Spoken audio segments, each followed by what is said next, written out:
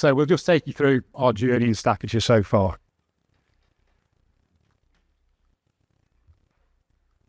The need for change. So this is more holistic, sort of looking at the industry back sort of probably a decade or more now, and just sort of charting how things have changed in the last decade to where we've got to now.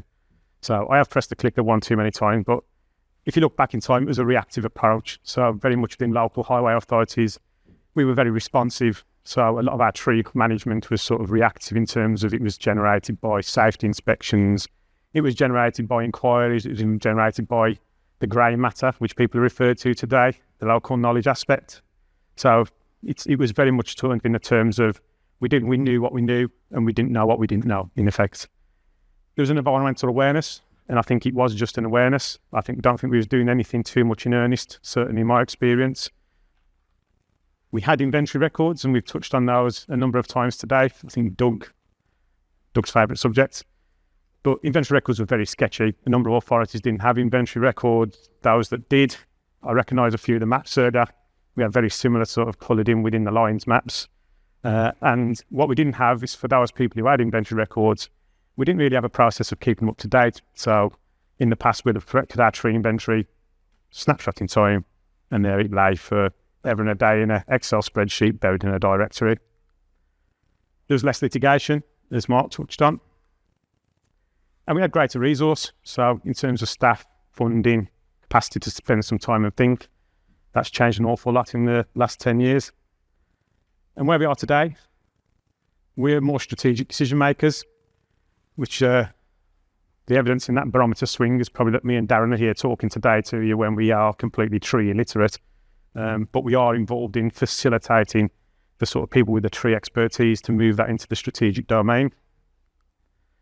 We've got our environmental obligations. So I think a couple of people referred to authorities declaring climate change emergencies, setting very ambitious net zero targets for 2050 or 2030 in some authorities' cases.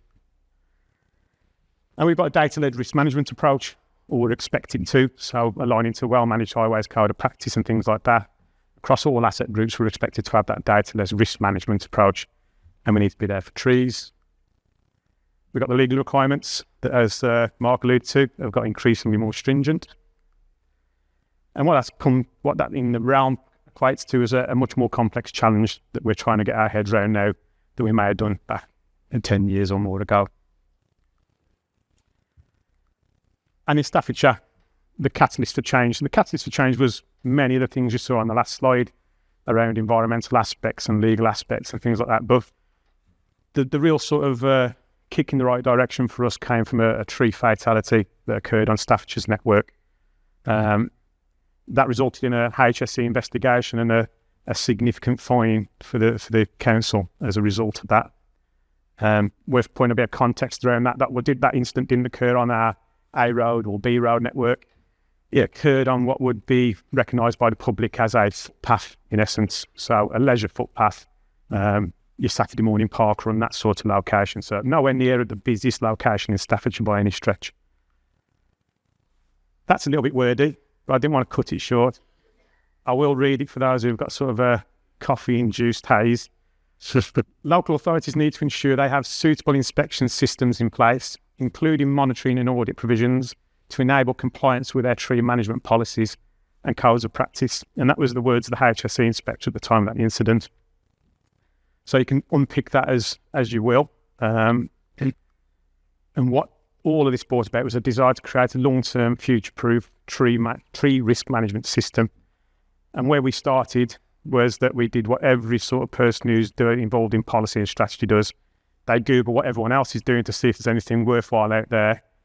There wasn't really that we could find through Google. So we reached into our regional groups, asked the question there, what are you doing? Can you share your policy? Can you share your inspection regimes?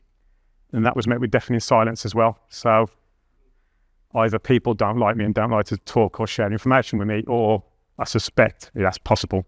But I suspect it's to do with there's a number of things within that statement that authorities weren't comfortable that they were doing enough to be able to share their best practice. Okay. So Matt's given us the background of what that catalyst was for. So it was a challenge, and how did we turn that into an opportunity? I'll bring them all up and I'll talk you through them. I mean, I've been in the industry for 30 years now and spent several years as an asset management engineer. So talking to be converted to me when you talk about asset management. We've already spoke about many of the benefits of, having detailed inventory and that at your fingertips to make strategic decisions. There's economic benefits. So we're obviously a first tier provider as Amey in Staffordshire. We can provide improved value for money and a cost-effective service for delivery in terms of the economic element. Matt mentioned the legal element. We obviously have to defend many, many claims within a financial year, and having detailed asset information that can demonstrate what you've done, why you've done it, and how you've done it really supports that. The social element of it, we have an improved ability to be able to communicate with our key stakeholders, members of the public, keep them informed about what we're doing and when we're doing it and why we're doing it. And then obviously the environmental benefit that this can bring as well, that we can easily sort of make operational decisions when we've got that asset information sitting behind at our fingertips. That ability to plan and environmental benefits from works planning through to delivery on the ground. So, creating a tree management system. Where did we start then? As Matt said, we did little pockets of asset information, I think going right back to probably 2012. When funding allowed us to do little bits, we did little bits, and I think we probably had about 40,000 trees captured, historic information, little pockets across the county. We tried to target the A roads initially. Funding ran out, we did nothing for a long time. We then had that really unfortunate incident, which then gave us that urgency to collect it. So how did we do it? We built an inventory. So we need to know what trees we've got out there. So we've kept accurate inventory.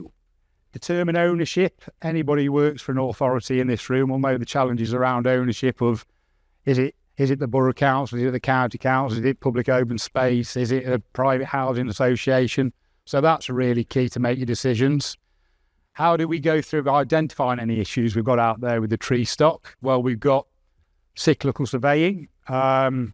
We've got sort of 5, or there's 4 currently, people out there doing cyclical surveying for us. We've got reactive inspection out there. So if Mrs. Miggins reports an issue, we have a team of reactive inspectors and tree inspectors who can also go and take a look at that and see if there's any work required. And then through KaarbonTech, we've also got that team of qualified surveyors who are doing that cyclical surveying for us.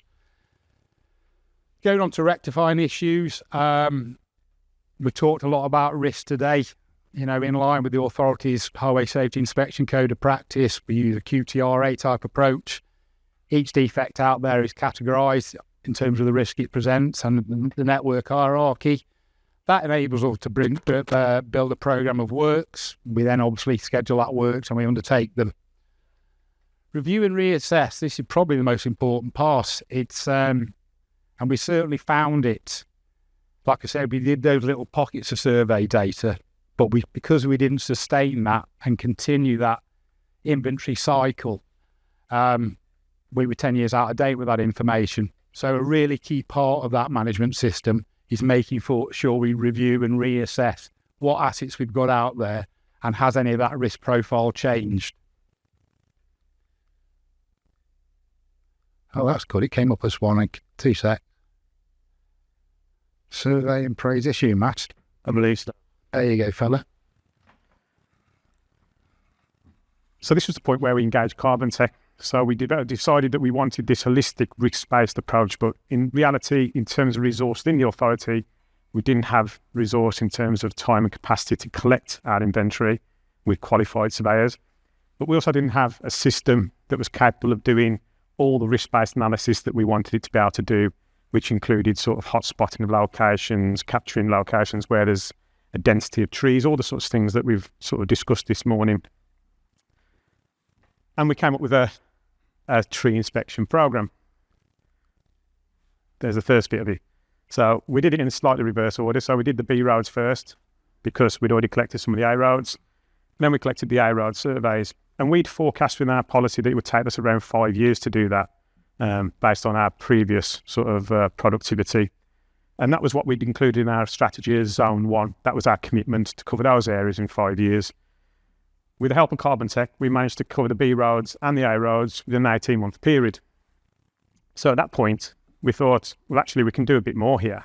We can start to move to where we collect a full inventory of the network, really start to understand what our risk profile is across the whole network, and really understand where the opportunities for us are in terms of planting and things like that. So at this point, we'd got a sufficient data set for KaarbonTech to put a proposal together for us around, if you collect your whole network, this is what we think you can, we think you can manage it thereafter. And they did some really nice reporting for us around density and hotspotting of things like ash dieback and that moth thing that I saw earlier. Yeah. Keep away from that. Yeah, that doesn't look nice at all. But yes, so at the moment we're on our C road surveys and we do an annual programme of revisits. We're around 25% of the way through that. And then we're going on to our unclassified roads. And we plan to have those completed by the end of 2026. At that point, we'll be able to introduce our cyclic programme based on risk. So the things that either Doug or Graham spoke about earlier in terms of understanding where a tree is, what its proximity is, what its condition is, and what actually it could fall on, start to direct where we start to inspect and survey rather than just routinely doing parts of the network because their role classification or their hierarchy. And we do so through the risk methodology that, again, I think Doug touched on earlier. So I think you listed a number of methods of doing so. So effectively, we're looking at the target, we're looking at the defect on the tree, and we're looking at the risk of failure. And what we've done is aligned the risk of failure calculation to our responses in our inspection code of practice, so that straight away the system understands that a 1 in 1,000 risk of failure is an emergency defect, whereas a 1 in 100,000 might represent a 28-day response or something similar. And we adopted QTRA, mainly because Keith and Tim, who are our tree officers in the crowd somewhere, told me that's what we should do and they were familiar with it. So we adopted that approach. Again, similar sort of thing, target type, size of branch, risk of harm, probability of failure. That's the spinning wheel that Mark talked about that's now systemised for us, thankfully. And what they do is the surveyor actually uses the QTRA risk assessment within the app. And as Mark says, it's a handful of clicks of a button and you have a quantified risk tree assessment for each tree and a condition score for each tree, which is really helpful. And the summary of the app. There we go. Back to Darren. That better. Well, now you confuse me. Is that on? Hello? Can you hear me? Okay. Okay, so just a quick background to the partnership and Amey's involvement in this journey. So, Infrastructure Plus Partnership, Staffordshire County Council Highways. Contract went live in 2014. It was a 10-year contract initially, extendable to 20 by 2 5-year extensions. We've just started that first 5-year extension.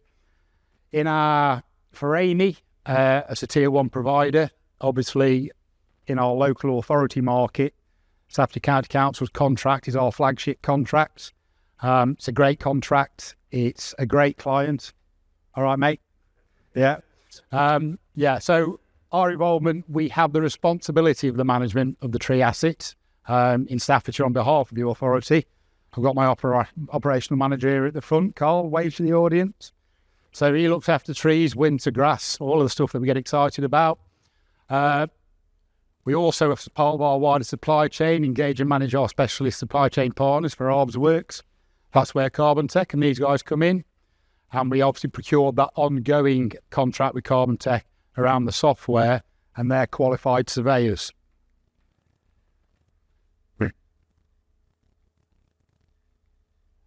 These are the original slides, aren't they?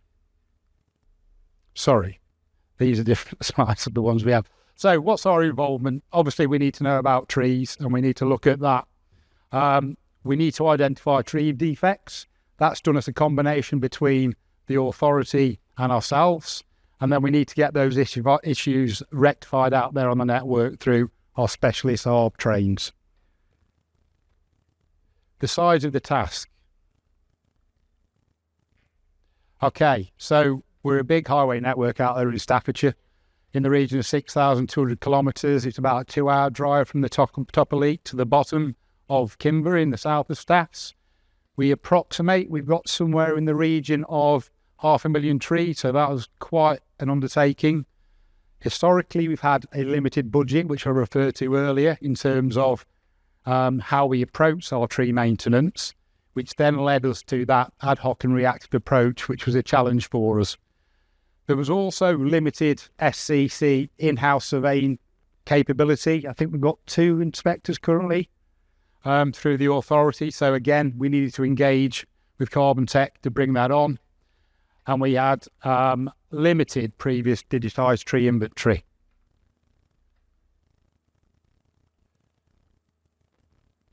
We're all about collaboration in Staffordshire. So this has been a collaboration between ourselves as Amey, our client SCC, and obviously KaarbonTech as our specialist provider. We meet on a regular basis to talk through the challenges we've got, and we're making really good progress on that.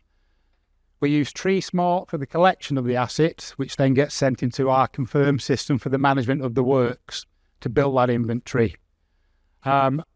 As I've said, there's 4 surveyors undertaking that health and safety inspections, and it's integrated between TreeSmart and Confirm for the work to be planned and programmed.